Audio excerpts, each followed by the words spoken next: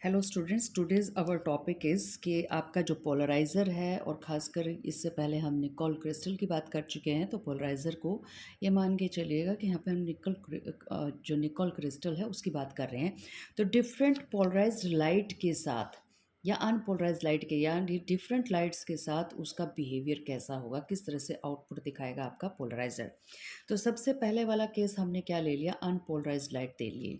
तो unpolarised light आपने ले ली है इस तरह से, और अब आपने क्या किया है, इसके आगे लगा दिया आपका निकोल क्रिस्टल। आप इस निकोल क्रिस्टल से बाहर की तरफ देखेंगे तो आपको यहाँ पे लाइट मिल जाएगी। लाइट मिल गई यहाँ पे आपको। अब आप इसको घुमाना स्टार्ट कर दीजिएगा। तो घुमाना स्टार्ट करेंगे तब भी आपको लाइट मिलती चली जाएगी। आप और घुमा दीजिए, लाइट आपको उतनी इंटेंसिटी की मिलती चली जाएगी। क्यों हम ये कह रहे हैं कि यहाँ पे आउटपुट के ऊपर फ़र्क नहीं पड़ेगा, क्योंकि आप जानते हैं हर क्रिस्टल की अपनी एक ट्रांसमिशन एक्सिस होती है। इस ट्रांसमिशन एक्सिस के पैरेलल जो भी इलेक्ट्रिक फील्ड वाइब्रेट करेगी वो आपकी बाहर निकल जाएगी। तो आप ये देखिए, जब आप इसको घुमाएंगे ट्रांसमिशन एक्सिस को, कभी ये यूँ हो जाएगी, कभी यूँ हो जाएगी, कभी यूँ हो जाएगी, और आपके पास एवरी पॉसिबल इलेक्ट्रिक फील्ड की वाइब्रेशन है आपकी इनपुट इंसिडेंट रे के अंदर। तो आपको जैसे जैसे ट्रांसमिशन एक्सिस की मूवमेंट होती जाएगी, उसी उसी तरह के आपकी इलेक्ट्रिक फील्ड की वाइब्रेशन आपको आउटपुट में मिलती चली जाएगी। तो ट्रांसमिटेड लाइट जैसे जो आपको मिलेगी वो half the intensity of the unpolarised light आपको आउटपुट में मिलने वाली है, और ये कांस्टेंट रहेगी आपकी इंटेंसिटी। तो आई नॉट अगर आपने इंटेंसिटी दी है तो आपको आउटपुट में मिलेगी आई नॉट बाई 2। इसको हम ऑलरेडी स्टार्टिंग के जो लेक्चर्स है उसमें डिस्कस कर चुके हैं।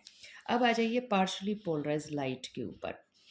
पार्शली पोलराइज्ड लाइट के अंदर जो आपकी इंटेंसिटी है after passing the incident ray from the polariser, आपको 2 बार मैक्सिमम वैल्यू, 2 बार आपको बिल्कुल ब्राइटनेस मिलेगी, और 2 बार आपको क्या मिलेगी, डार्कनेस मिलेगी या मिनिमम वैल्यू मिलेगी। या कब मिलेगी, जब आप पोलराइजर को पूरा 0 से लेकर 360 डिग्री का पूरा रोटेशन एक दे देंगे। तो अगर आप पार्शली पोलराइज्ड लाइट डाल रहे हैं तो पोलराइज़र में कैसे पता चलेगा कि आपको पार्शियल पोलराइज लाइट मिली है।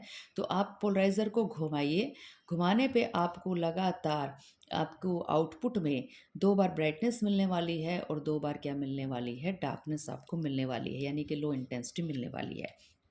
तीसरा केस देखिएगा। तीसरे केस में हमने दी है यहाँ पे प्लेन पोलराइज लाइट।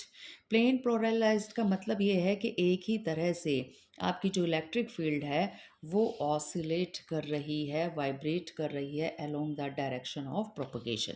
तो आप जैसे ही अपने पोलराइज़र को घुमाएंगे तो पोलराइज़र का पूरा एक राउंड देने पर आपको वहाँ पर 2 बार मिलेगा मैक्सिमा और 2 बार मिलने वाला है मिनिमा। बिल्कुल वैसा ही काम होगा जैसे कि पार्शियल पोलराइज लाइट के अंदर हुआ था। नेक्स्ट देखिएगा, नेक्स्ट फोर्थ केस जो आपका बनता है वो ये है कि आपने दे दी सर्कुलरली पोलराइज लाइट। तो सर्कुलरली पोलराइज लाइट में याद कीजिएगा, एक बार इलेक्ट्रिक फील्ड यूँ जा रही है, एक बार इलेक्ट्रिक फील्ड यूँ ऑसिलेट कर रही है, एक बार यूँ कर रही है, एक बार यूँ कर रही है। जिस टाइम यूँ कर रही है उस टाइम ये नहीं हो रहा, और जिस टाइम ये वाला काम हो रहा है उस टाइम बाकी वाले काम नहीं हो रहे। तो लगातार जो इलेक्ट्रिक फील्ड की डायरेक्शन है, अगर इसकी टिप्स को हम देखें तो ये एक सर्कल बना लेगी, और सर्कल बनाते बनाते टाइम के साथ साथ ये आगे की तरफ भी मूव करती चली जाएगी। तो सर्कल में आप ये देखेंगे, आप किसी भी डायरेक्शन में पोलराइज़र को घुमा दीजिए, आपको जो आउटपुट है वो कैसा मिलने वाला है, कांस्टेंट मिलने वाला है। क्योंकि हर बार जो क्रिस्टल की ट्रांसमिशन एक्सिस है वो किसी ना किसी इलेक्ट्रिक फील्ड की डायरेक्शन के, ऑसिलेशंस की डायरेक्शन के पैरेलल मिलेगी मिलेगी, तो वो electric field easily pass out हो जाएगी आपके क्रिस्टल में से। नेक्स्ट लास्ट केस जो आपका बनता है वो, अगर आपने इलिप्टिकली पोलराइज लाइट डाल दी निकोल क्रिस्टल के ऊपर तब क्या होगा। अब यहाँ पे आप जानते हैं कि आपका जो इलिप्स है उसमें बनेगा आपके पास 2 एक्सिस। एक बनता है आपका मैक्सिमम मेजर एक्सिस, ये आप इसको बी से इंडिकेट करते हैं इसकी लेंथ को, और एक बनती है आपकी माइनर एक्सिस जिसको आप ए से इंडिकेट करते हैं। अगर तो आपकी ट्रांसमिशन एक्सिस, क्योंकि ये इलिप्स का केस देख रहे हैं, तो इलेक्ट्रिक फील्ड या तो यूँ वाइब्रेट करेगी या इलेक्ट्रिक फील्ड यूँ वाइब्रेट करेगी, ये मान के चलिएगा। अगर आपकी ट्रांसमिशन एक्सिस क्रिस्टल की इसके तो पैरेलल आ गई, तो यहाँ पे मुझे मिलने वाली है ब्राइटनेस आउटपुट में।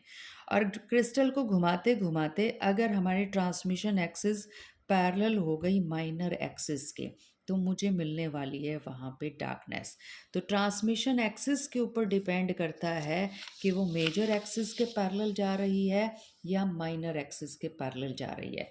तो जब transmission axis of the polarizer coincide with the semi major axis or transmission axis coincide with the semi minor axis of the ellipse, तो आपकी मेजर एक्सिस के साथ जो है पैरेलल जाए या आपकी माइनर एक्सिस के साथ पैरेलल जाए, इस केस में आपको मैक्सिमम इंटेंसिटी मिल जाएगी और इस केस में आपको मिल जाएगी यहाँ पे मिनिमम इंटेंसिटी।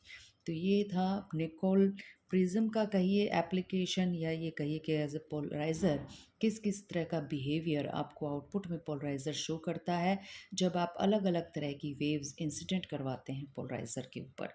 तो आज के लिए इतना ही। नेक्स्ट जो आपका टॉपिक रहेगा उसमें हम देखेंगे कि हाइगन किस तरह से एक्सप्लेन करता है कि ऑप्टिक एक्सिस के कैसे कैसे डायरेक्शन में इंसिडेंट रे को डाला जाए तो आउटपुट आपको निकोल क्रिस्टल से पार होते हुए या कैल्साइट क्रिस्टल से पार होते हुए आपको आउटपुट कैसा कैसा मिलेगा।